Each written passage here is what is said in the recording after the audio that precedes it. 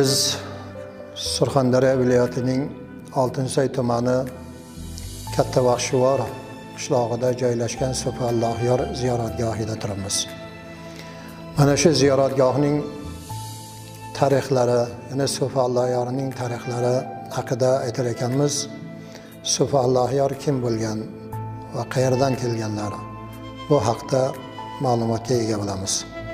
Sufi Allohyor Eshonbobomiz Samarqand viloyatining Kattaqo'rg'onda dunyoga kelganlar.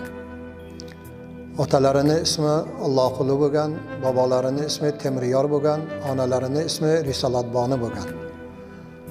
O'g'illarining ismi Muhammad Siddiq bo'lgan, qizlarining ismi Halima, Oyisha, Aziza bo'lgan. Sufi Allohyor yoshlik davrlarida Sufi Allohyorning tug'ilgan yillari to'g'risida olimlarimiz juda ancha ko'p ixtiloflar bildirilgan. 1625-yil, 1634-yil, 1644-yil, 1650-yil deb e'tirof qilganlar. Sufi Allohyor bobomiz 12 yoshlariga qadar Qur'oni Karimni mukammal yod olganlar. Otalari bu kishini Buxorodagi Jo'ybor madrasasida yoshlik chog'larida olib borib qo'yib, 25 yoshlariga qadar ana shu madrasada mukammal o'qib, ana shu yerda imtiyozli baholar bilan madrasani tugatganlar. Ana shu madrasaga o'qib turgan vaqtlarida bu Sufi Allohyorning tirishqoqliklarini, ilmi ma'rifatga bo'lgan istiyoqlarini ko'rgan ana shu zamondagi xonlik Albidosxon tomonidan bu kishiga yaxshi nazar bilan tushib, bu kishini xonlik tizimida boshxona mavzusida soliqchi vazifasida ishga olib qoladi. Ana shu Sufi Allohyor mana shu boshxonada bir necha yillar halollik bilan, tirishqoqlik bilan, poklik bilan shu rahbariyatning topshiriqlariga itoat qilgan holda va mana shu xalqni manfaati uchun juda katta xizmatlar qilganlar. Ana shu xizmatlar davomida ham shu bilan bir qatorda ba'zi bir amaldor, ba'zi bir shaxslarning ko'rolmaslik, baxillik illatlari natijasida bu kishiga ko'plab malomatlar otilgan, toshlar otilgandan keyin bu kishi lavozimni tark etadilar. Lavozimni tashlab Buxorodagi etik shaxs bo'lgan, tariqat peshvosi bo'lgan, buyuk tasavvuf namoyandasi bo'lgan Shayx Habibullohning huzurlariga borib, tasavvuf yo'nalishida, tariqat yo'nalishida ilmlarini oshirganlar. 12 yil Shayx Habibullohning huzurida tahsil olganlar. Ana shu yerda tahsil olib, ana shu yerda tariqat peshvosi bo'lib, shariat peshvosi bo'lib, tasavvufning mukammal o'rganganlaridan keyin Shayx Habibullohning ruxsatlari bilan Xalifa Navruz ustozlarining ruxsati bilan mana shu Katta Baxshivor mavzusida kelib qolganlar. Bu yerda kelishlaridan ham maqsad nima? Maqsad mana shu yerdagi xalqlarni tariqat, shariat ilmidan bahramand qilishlik va ana shu insonlarni qalbida e'tiqod musafoligini, yana ongini shakllantirish maqsadlarida shu xalqni xizmati uchun mana shu tog'i yon bag'rlariga kelib qolganlar. Mana shu Shayx Habibulloh huzurida va mana shu Katta Baxshivorga kelganlaridan keyin ijod qilganlar. Mana shu ijodlarida sermahsul bir asarlarni yozib qoldirganlarki, mana shu asarlaridan 12,000 baytni o'zini ichiga olgan Maslakil Muttaqin degan kitoblari forsiy tilda bitilgan. Turkiy tilda Sabotul Ojizin degan kitoblarini bitganlar. Arabiy tilda Mahzanil Mutiyin degan kitoblarini bitganlar. Forsiy tilda yana Murodil Orifin degan kitoblarini bitganlar. Ana shu asarlari bilan katta xizmatlar qilib, xalqni ongiga islomning pok g'oyalarini shakllantirish uchun juda katta xizmatlarni qilib kelganlar. Sufi Allohyorni ba'zi insonlar zolim bo'lgan, qamchisidan qon tomgan degan uydirma gaplarni gapirishganki, buni hozirgacha ba'zi bir savodi past insonlar mana shunday ishlarni qilishadiki, bu buyuk allomaning ketidan otilgan tosh deb bilamiz. Chunki ma'rifatli inson hech qachon zolim bo'lmaydi. Asarlarida shunday, Sabotul Ojizin asarlarida shunday aytib o'tganlar. Kelay mo'min doimo xushinon bo'l, musulmon bo'lsa har kim mehribon bo'l. Tutib ul do'stingni sut ustida qaymoq, aziz joningcha ko'rgil balki behroq dedilar. Bu so'zlar sufiyalarning qalblaridan chiqqan va kitobda bitilgan so'zlardir. Ya'niki mo'min musulmon bo'ladigan bo'lsa, shu insonni hurmatini joyiga qo'yib, insoniylik sifatida hurmat qilib, tutib ul do'stingni sut ustida qaymoq, ya'ni sut bilan qaymoq qanday darajada bo'ladigan bo'lsa, xuddi shunday yaqinlikni hosil qilginki, aziz joningcha ko'rgil balki behroq dedilar. Mana shu joningcha ko'rgil, balki joningdan ham ustun ko'rgil shu insonni deb aytdilar. Ana shunday degan insonni qanday biz ma'rifatli insonni qanday biz uni zolim bo'lgan yoki bo'lmasa qamchisidan qon tomgan va odamlarga azor bergan debgan asossiz malomatlarni otishimiz kerak. Bunday narsalardan biz albatta xolis bo'lishimiz kerak, bizning xalqimiz. Yana sufiyalar Sabotul Ojizin asarlarida shunday bir baytda aytganlarki, aqida bilmagan shaytonga yildir, agar 1000 yil deb ibodat qilsa yildir deb aytganlar. Mana shu aytgan 3 asr oldin aytgan gaplari xuddiki hozir aytilgan gapdir. Hech qachon o'zini mazmunini, o'zini jarangdor so'zini yo'qotgan emas. Sufiyalarning mana shu aytgan baytlari aqida bilmagan shaytonga yildir, agar 1000 yil deb ibodat qilsa yildir degan gaplarini bugungi kunda har bir xalqimiz, ayniqsa yoshlarimiz qalbida jo qilib olmoqligi lozimdir. Sufiyalarning mana shunday asarlari bugun aynan mana shu yoshlarimizni jaholat botqog'iga botib qolmasligi uchun, ma'rifat yo'nalishida o'zini o'rnini topib olishligi uchun, madaniyatli, ma'rifatli, ma'naviyatli insonlar bo'lib shakllanishligi uchun asqotadigan asarlardir.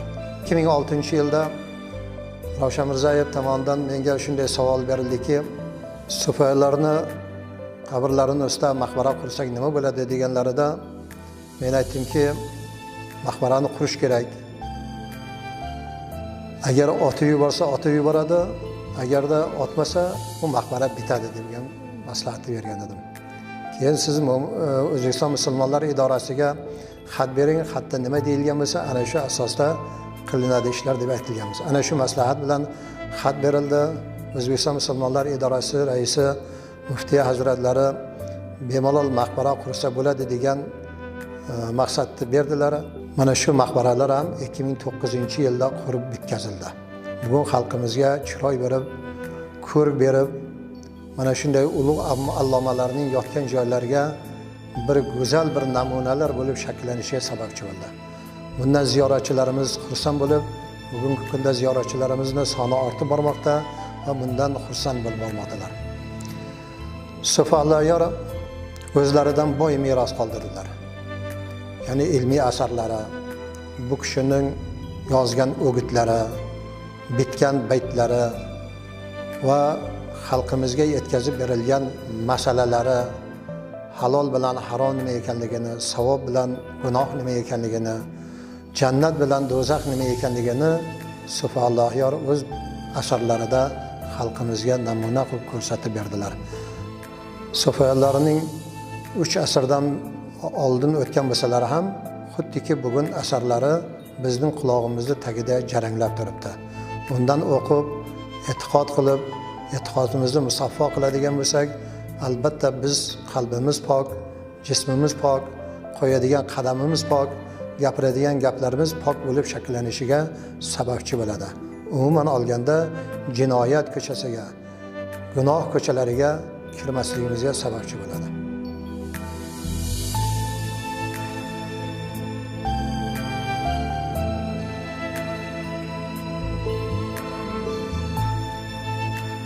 Sufi Alloh yorim masjidlari tarixi haqida gapiradigan bo'lsak, Sufi Alloh yorim ustozlari Shayx Habibullohning ruxsati bilan Katta Baxshivor qishlog'ida kelgandan keyin mana shu yerda bir tekislik bo'lgan. Mana shu tekisliklarda shu yerda istiqomat qilish uchun, shu yerda yashash uchun shu yerda maskan qilib tutganlar. Va birinchi navbatda bu kishi suv chiqarib kelganlar. Hassalarini urgan joylaridan buloq chiqib kelgan, ana shu buloq bilan suvni chiqarib kelib xalifalarga buyurganlarki, suvni hassani chizib ketaverasan, orqangdan suv ketaveradi. Orqangga qaramagin deganlar. 1 kilometrlar chamasiga yurgandan keyin orqasiga xalifa qaraganlardan keyin suv joyiga to'xtagan ekan. Bu buyuk insonning karomatlari bir mo'jizasidir. Mana shu yerda suvni olib kelib, mana shu masjidni 1713-yilda o'z qo'llari bilan sufalar qurganlar. Masjid bir vaqtda o'zida 400 ga yaqin odamni o'z ichiga sig'dira oladi. Devorlari ikki qavatdan iboratdir. Ikki tomonidan 5 ta eshik qo'yilgan. Bu eshiklar albatta bu maskanni, bu masjidni salqin saqlash uchun, issiqliklarda saqlash uchun yoki bo'lmasa odamlarni kirib chiqishligi oson bo'lishligi uchun sufalar bu masjidni mana shunday atrofidan 5 ta eshikda ham o'rnatganlar. Sutumlari ham xuddi o'zlari qo'ygan sutumlardan iborat. Devorni orasiga bir kishi kirib ketadigan, bemalol yuradigan darajadagi oraliqqa ega. Bundan maqsad ham mana shu issiq kunlarda mana shu masjidni salqin tutishligi uchun va qishli kunlarda esa issiq saqlashligi uchun bu devorni ham 2 qavatdan iborat qilib qilingan. 1955-yilga qadar bu sufalar masjidi jami masjid sifatida ishlab kelgan. 55-yildan keyin bu kolxozga ommor sifatida saqlanib qolingan. Keyingi davrlarda mamlakatimiz mustaqillikka erishgandan keyin masjidlarga erkinlik, qulayliklar, sharoitlar yaratilgandan keyin, muhtaram prezidentlarimiz tomonidan yaratib berilgandan keyin buni jami masjid sifatida ro'yxatdan o'tkazilib, hozirga qadar mana shu xalqimizni nurli yo'lga boshlash uchun, xalqimizni ma'rifatli yo'lga boshlash uchun, madaniyatli yo'lga boshlash uchun doimiy ravishda xizmat qilib kelmoqda. Sufalar ruhimizdan mana shu büyük bir iz qoldiki, mana shu büyük bir izlaridan bittasi mana shu sufalar jami masjididir. Mana 3 asrdan oshdiki, hozirga qadar xalqimizni pok yo'lga, nurli yo'lga boshqarib kelyapti. Mana shu sufalar mana shu masjidni qurganlaridan keyin oldida mana shu tutni ham ekkanlar. Mana shu tutni ham o'z qo'llari bilan ekib, mana hozirgacha saqlanib kelyapti. Buni mevasidan bu kishining avlodlari, bu kishining atrofidagi yashagan xalq hozirga qadar bu mevalardan ham foydalanadi. Yoshlarimiz, ayniqsa atrofdagi xalqlarimiz ham sufalarning kitoblarini o'qigandan keyin, sufalarning tarixlarini o'rgangandan keyin sufalarning maskanlarini bir ziyorat qilayin degan maqsad bilan ziyoratgohlarda va masjidda kelib ziyoratlarini amalga oshiradilar. Va mana shu yoshlarimizni qalbida mana shu sufalarning o'gitlarini singdirish uchun va mana shu ma'rifatli insonlar bo'lib voyaga yetishligi uchun, xalqimiz uchun, vatanimiz taraqqiyoti uchun munosib farzandlar bo'lishligi uchun mana shu maskanlarda uzluksiz kelishib, ziyoratlar qilishib va sufalarning tarixlaridan o'rganishib va u kishining o'gitlaridan ham o'rganishib ketishadi.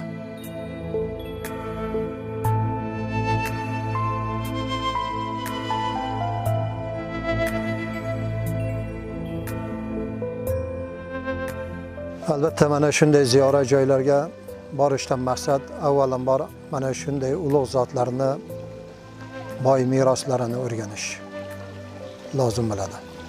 hamda bu kishining o'gitlaridan, bunday tarixiy shaxslarning asarlaridan